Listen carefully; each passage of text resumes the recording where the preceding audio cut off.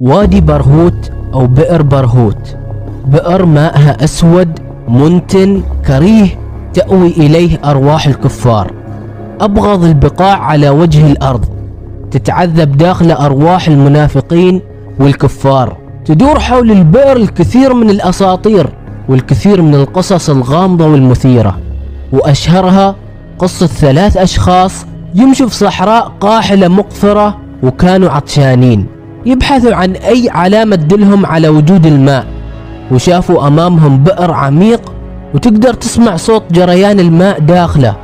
ربطوا واحد منهم ونزل يجيب لهم الماء من داخل البئر. مرت على نزوله فترة طويلة بدون ردة فعل، المفروض أنه يخبرهم إذا يوجد ماء داخل البئر أو يعطيهم إشارة بانتهاء من تعبئة الماء، ولكن ما بادر بأي ردة فعل، ظل ساكن وبدون حركة.